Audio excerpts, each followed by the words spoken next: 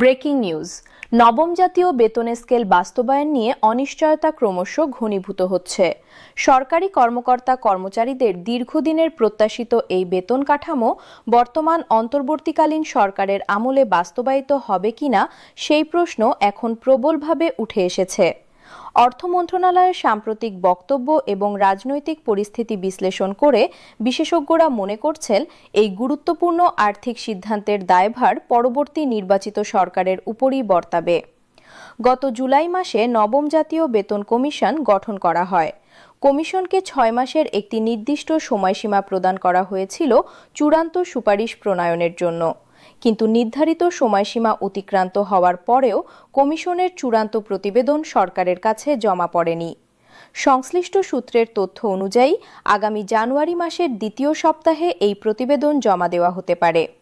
তবে প্রতিবেদন জমা পড়ার পরেও এর পর্যালোচনা, মন্ত্রিপরিষদের অনুমোদন এবং গেজেট প্রকাশের জন্য যথেষ্ট সময় প্রয়োজন, যা বর্তমান পরিস্থিতিতে অত্যন্ত সীমিত বলে মনে করা হচ্ছে। অর্থ উপদেষ্টা ডক্টর সালাহউদ্দিন আহমেদ এই বিষয়ে স্পষ্ট অবস্থান ব্যক্ত করেছেন। তার মতে, নতুন বেতন কাঠামো বাস্তবায়ন একটি সুদূরপ্রসারী এবং জটিল আর্থিক সিদ্ধান্ত।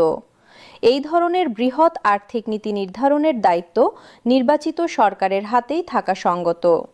তিনি উল্লেখ করেছেন যে একটি জাতীয় বেতন কাঠামো শুধুমাত্র বেতন বৃদ্ধির বিষয় নয়, বরং এর সাথে রাষ্ট্রীয় আর্থিক সক্ষমতা, বাজেট বরাদ্দ, প্রশাসনিক সংস্কার এবং দীর্ঘমেয়াদী আর্থিক পরিকল্পনা জড়িত। অন্তর্বর্তীকালীন সরকারের সীমিত সময় এবং ম্যান্ডেটের মধ্যে এই বিশাল কর্মযজ্ঞ সম্পন্ন করা বাস্তবসম্মত নয়। নির্বাচন কমিশনের ঘোষিত সময়সূচি অনুযায়ী আগামী ২২শে জানুয়ারি থেকে জাতীয় নির্বাচনের প্রচারণা আনুষ্ঠানিকভাবে শুরু হবে। যদি বেতন কমিশনের প্রতিবেদন জানুয়ারির দ্বিতীয় সপ্তাহে জমা পড়ে, তাহলে প্রচারণা শুরুর আগে মাত্র কয়েকদিন সময় পাওয়া যাবে। এই স্বল্প সময়ের মধ্যে বিস্তৃত প্রতিবেদন পর্যালোচনা, অর্থনৈতিক প্রভাব বিশ্লেষণ, আন্তঃমন্ত্রণালয় সমন্বয়, মন্ত্রিপরিষদ বিভাগের অনুমোদন এবং সর্বশেষ গেজেট প্রকাশনা সম্পন্ন করা প্রায় অসম্ভব বলে বিশেষজ্ঞরা মনে করছেন। যদি প্রতিবেদনটি ডিসেম্বরের প্রথম সপ্তাহেই জমা দেওয়া হতো, তবে সরকারের হাতে পর্যাপ্ত সময় থাকত, কিন্তু বর্তমান সময়সূচি অনুযায়ী গেজেট প্রকাশের সম্ভাবনা অত্যন্ত ক্ষীণ হয়ে পড়েছে। এই অনিশ্চয়তার মধ্যে সরকারি কর্মকর্তা কর্মচারীদের মধ্যে ক্ষোভ এবং হতাশা তীব্র আকার ধারণ করছে। কর্মচারী সংগঠনগুলি তাদের দীর্ঘদিনের দাবি আদায়ের লক্ষ্যে এবং বিদ্যমান অনিশ্চয়তার প্রতিবাদে আগামী ২ জানুয়ারি শুক্রবার দেশব্যাপী প্রতীকী অনশন কর্মসূচি পালনের ঘোষণা দিয়েছে। দেশের বিভিন্ন জেলা ও উপজেলা পর্যায়ে এই প্রতীকী অনশন একযোগে পালিত হবে বলে নিশ্চিত করা হয়েছে। কর্মচারী সংগঠনগুলি পূর্বে ৩০শে নভেম্বরের মধ্যে বেতন কমিশনের সুপারিশ জমা দেওয়ার আলটিমেটাম দিয়েছিল। সেই সময়সীমা অতিক্রান্ত হওয়ায় এবং বাস্তবায়ন প্রক্রিয়া অনিশ্চিত হয়ে পড়ায় তারা এখন পর্যায়ক্রমে আন্দোলন কর্মসূচি পালনের সিদ্ধান্ত নিয়েছে। তবে কয়েক সপ্তাহ পূর্বে সচিবালয়ে সংঘটিত একটি ঘটনা কর্মচারী আন্দোলনের গতি প্রকৃতিতে প্রভাব ফেলেছে। অর্থ উপদেষ্টাকে অবরুদ্ধ করার অভিযোগে কর্মচারী সংগঠনের নেতাদের বিরুদ্ধে কঠোর আইনি ব্যবস্থা গ্রহণ করা হয়।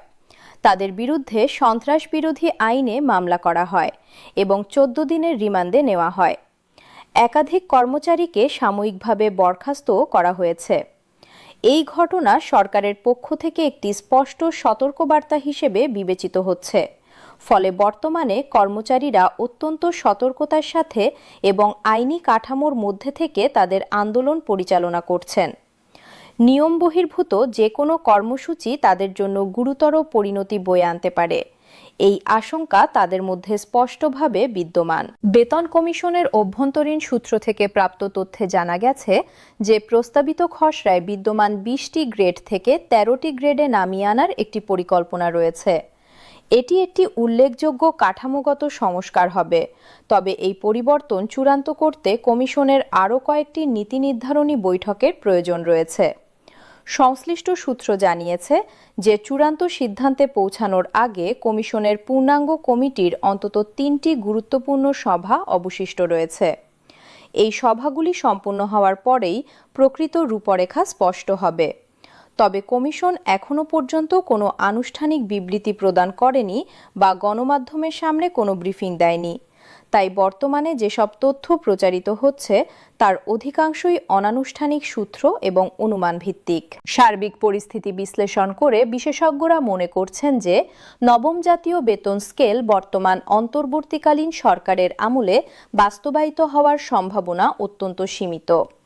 নির্বাচিত সরকার ক্ষমতায় আসার পর এই দায়িত্ব তাদের উপর বর্তাবে বলেই ধারণা করা হচ্ছে। বিশ্লেষকদের মতে, যেহেতু সরকারি কর্মচারীরা দীর্ঘদিন ধরে নতুন বেতন স্কেল পাচ্ছেন না, নির্বাচিত সরকার ক্ষমতায় আসার পর অগ্রাধিকার ভিত্তিতে এই বিষয়ে পদক্ষেপ নিতে পারে। তবে সেই বেতন কাঠামো বর্তমান কমিশনের সুপারিশ অনুসরণ করবে কিনা নাকি নতুন সরকার পুনরায় পর্যালোচনা করবে সেটি এখনও অনিশ্চিত। কর্মচারী সংগঠনের নেতারা তবুও আশা হারানোনি।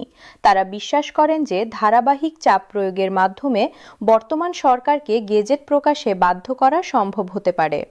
তারা প্রতীকী অনশন, মানববন্ধন এবং অন্যান্য শান্তিপূর্ণ কর্মসূচির মাধ্যমে তাদের দাবি তুলে ধরার পরিকল্পনা করছেন।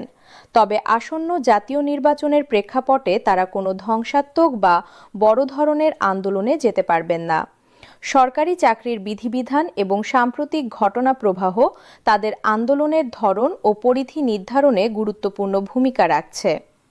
নবম বেতন স্কেল বাস্তবায়নের বিষয়টি এখন মূলত প্রধান উপদেষ্টার সদিচ্ছা এবং রাজনৈতিক সিদ্ধান্তের উপর নির্ভরশীল। যদি সর্বোচ্চ পর্যায় থেকে দ্রুত এই বিষয়ে উদ্যোগ নেওয়া হয় এবং নির্বাচনের পূর্বেই গেজেট প্রকাশের সিদ্ধান্ত নেওয়া হয়, তবেই কেবল সম্ভব হতে পারে। অন্যথায় এই গুরুত্বপূর্ণ বিষয়টি পরবর্তী সরকারের হাতে চলে যাবে, যা সরকারি কর্মচারীদের জন্য আরও অনিশ্চয়তা এবং অপেক্ষার কারণ হয়ে দাঁড়াবে। সরকারি কর্মচারীরা তাদের ন্যায্য অধিকার এবং প্রাপ্য বেতন বৃদ্ধির জন্য দীর্ঘদিন ধরে অপেক্ষা করছেন। মূল্যস্ফীতি এবং জীবনযাত্রার ব্যয় বৃদ্ধির এই সময়ে তাদের আর্থিক চাপ ক্রমবর্ধমান। নবম জাতীয় বেতন স্কেল তাদের জন্য শুধু বেতন বৃদ্ধিই নয়, বরং তাদের আর্থিক নিরাপত্তা এবং সম্মানজনক জীবনযাপনের একটি প্রতিশ্রুতি।